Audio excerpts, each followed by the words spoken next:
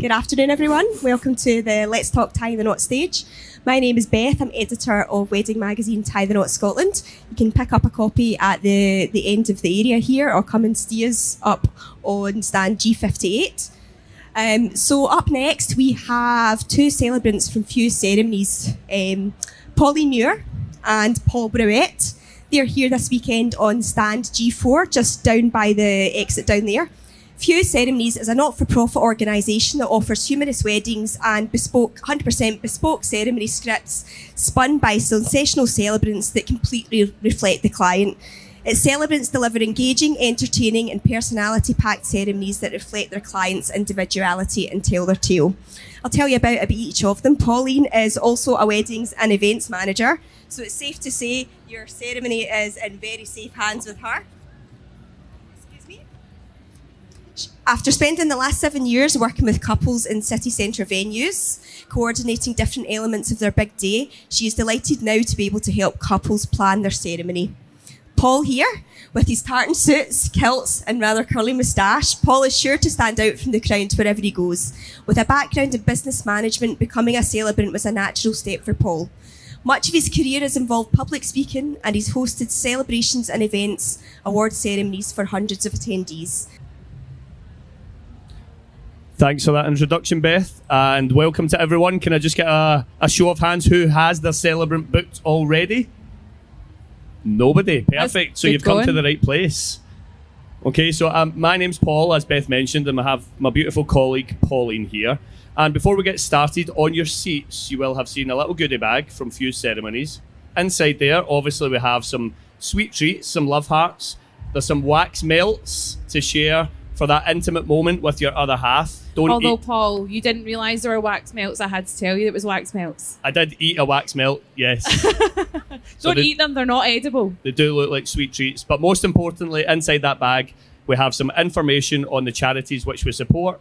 So for every single wedding that we do, we will donate to Beatson Charity and Alzheimer's Charity, which is so important to us. And each year, the charities change. So just by falling in love, you're making such a big difference to society.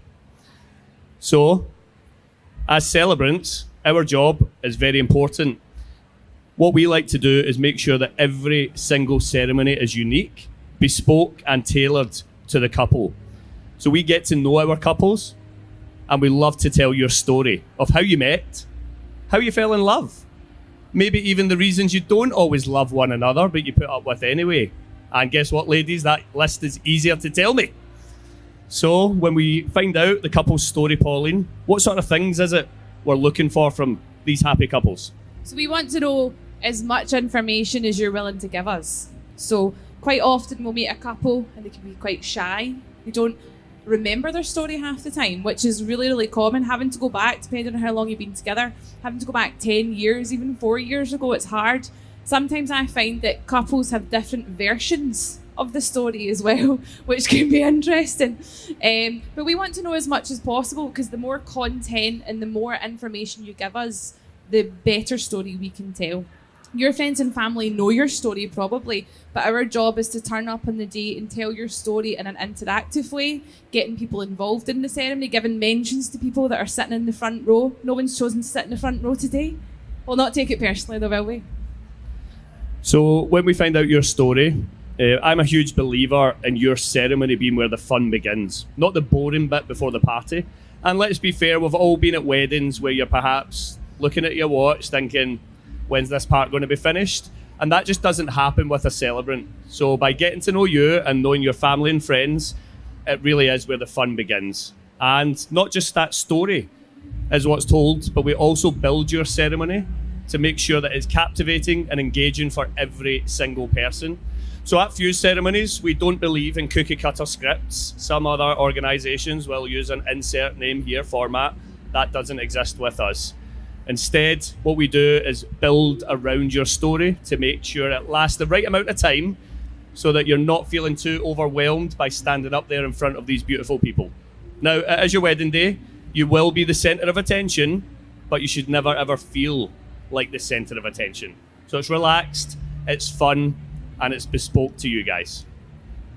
But the important part, and there is a very important part, without us, it would just be a very expensive party, let's be honest. So there are legalities that you have to do. So Pauline, what is the legal stuff?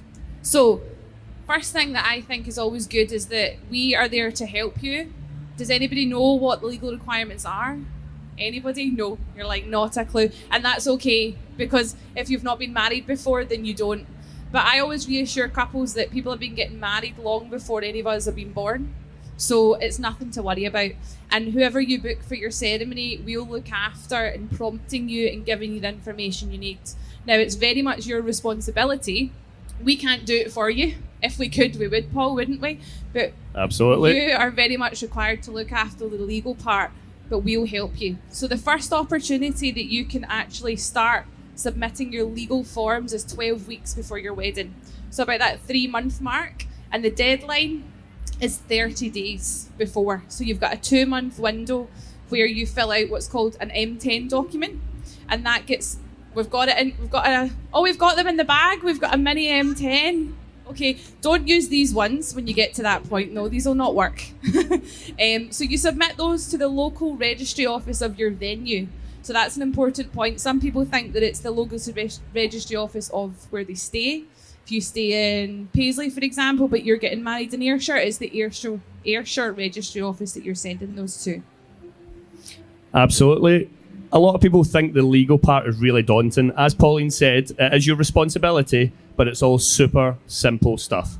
All you're basically doing is proving you are who you say you are and that you're willingly entering into marriage. So both of the couple have to fill in a form, you both sign it, and you submit that to the registry office with your documentation of birth certificate or adoption certificate, passport or driving licence, and then proof of residence. Now, if you've previously been married, or you have a partner who's perhaps deceased, or you're non-UK citizen, you may have to supply supporting documents on top of that.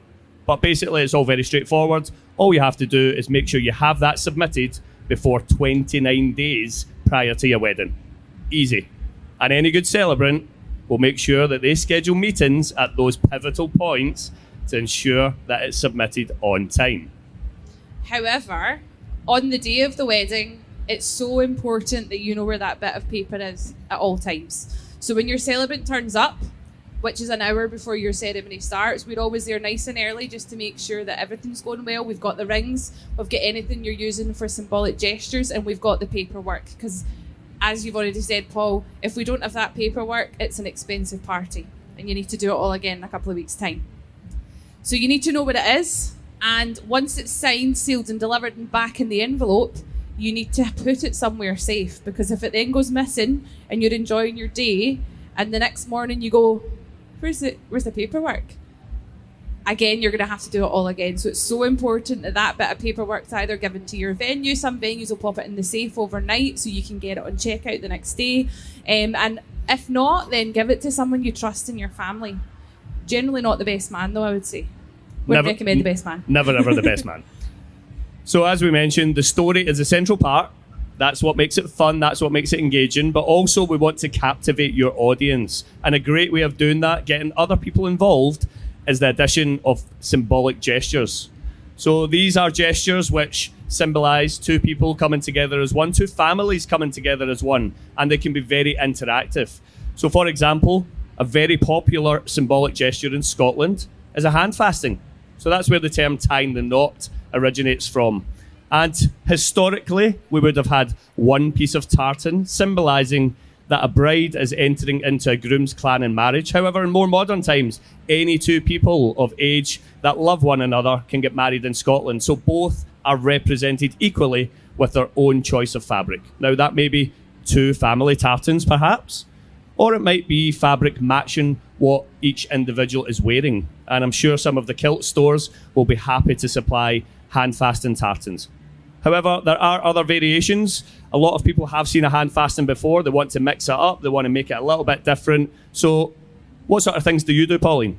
So my favourite thing is that, before your final alterations for the brides, if you speak to your alterations company and say that you're wanting to do the hand fasten and you'd like to use a section of your dress, then there's always loads of bits of material that they can keep for you. And as long as it's similar length and similar kind of size to the tartan that you might have from the groom's kilt, then it works perfectly. And it's a nice keepsake. So once you've tied the knot on the day, you get to take it home with you. Some people put it on their top table, or it can sit on your cake for the rest of the day. But it's something you get to take away in a memory of the wedding day and the ceremony that you've had. So I personally think a section of the dress is a really nice personal touch for the hand fastening. Yeah, it's a great way of involving other people. So any couples who have kids, they can also come forward with their own colours of ribbon, and it shows that they forever intertwine the couple together. You may also want to have different fabrics. I mean, I've had hand fastenings where it's been 2 different Harry Potter ties because they've been huge Harry Potter fans.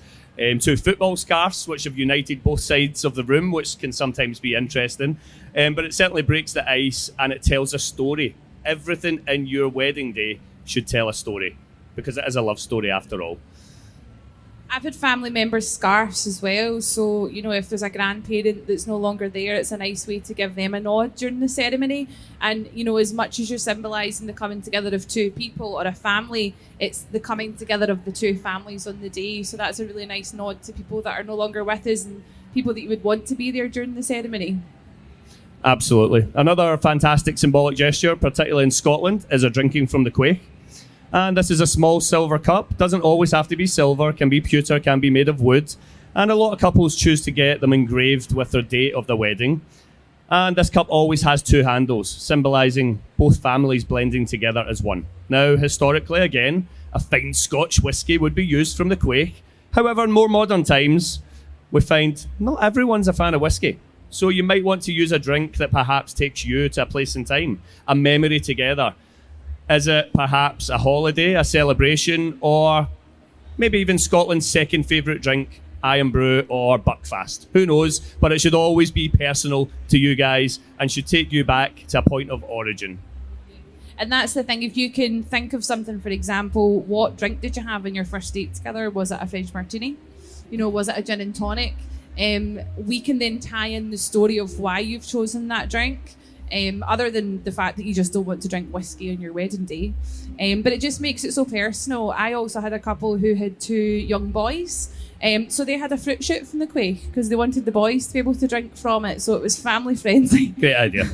Not as fun as an alcoholic drink, but the wee ones got involved and it meant that it was fun for everyone involved. Absolutely. So you will see on all of your bags and the intro that you had, we do have a podcast that I do podcast with few ceremonies. And each episode talks about different elements in your ceremony that you can include. That ranges from people getting married in hotels to at the top of a mountain and all of the things that you can include. So if you've got a little time in your hands, you've got a drive perhaps, it's a great podcast to listen to and find out all of those little details. And you can pinpoint the things that you need to know so you're not listening to stuff that you already know.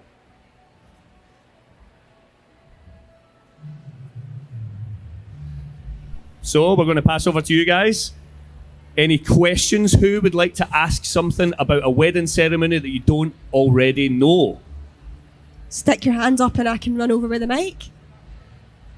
Has anyone not been to a wedding ceremony in Scotland? Oh, well, that's a good start. So we've all seen a wedding. Right, somebody pop their hand up, ask us a question. You must want to know something. When's your wedding day? You're well married. Well, we do vow renewals as well. You'll be happy to know. 43 years. Congratulations. I've got a question actually. Fire away, Beth. You mentioned obviously you've got to keep a close eye on the paperwork. When do you need to... What's the process of collecting the paperwork from the registrar? How does that all work? So once you've submitted your paperwork prior to the 29 days, you'll be allocated an appointment within the week of the wedding. So somewhere in that 7 days prior to the wedding, one of the couple has to collect that paperwork. Not both of you. A lot of people think it has to be 2 people taking their day off work. One of you collects that, you bring it on the day, that's what we sign, and then after the wedding you have 3 days to hand it back in. Can anybody collect the paperwork, or has it just got to be the bride or groom? It has to be one of the happy couple. However, anyone can hand it back in on their behalf. Understandably, most couples want to hand it back in themselves to make sure it gets there safely. However, one of the couple has to collect it, yeah. I always recommend if a couple don't live in the area that they're getting married in, make it a job for the next day. Once you've had a nice breakfast and you've had a wee, coffee to wake yourself up again, get in the car and just go and deliver it, because once it's done and you don't have to worry about it again. But anyone can do it for you, but it's a nice thing to do it together as well. I encourage anybody that's getting married in the city centre. The local registry office is the City Chambers, so it's just round the corner from your venue if you're in the city centre. And I think it's really nice for couples to go and post it on the day of their wedding and get a picture of them in their kilt and their dress, posting it through the John Street letterbox, because it very much is just a letterbox. You don't have to, speak to anyone in person. So it's quite a nice thing to do. Is anyone getting married in the city centre? No? Okay. Thanks for that information anyway. That was great, Pauline. Any other questions? Who would like to know something? Normally our meetings are filled with questions and we navigate you through those conversations, so there shouldn't be any questions. So hopefully today's been informative. But if you do have any questions, feel free to come and chat with us. We are a group of celebrants who are available all over Scotland. So wherever your venues are, you will find your perfect match with Fuse Ceremonies.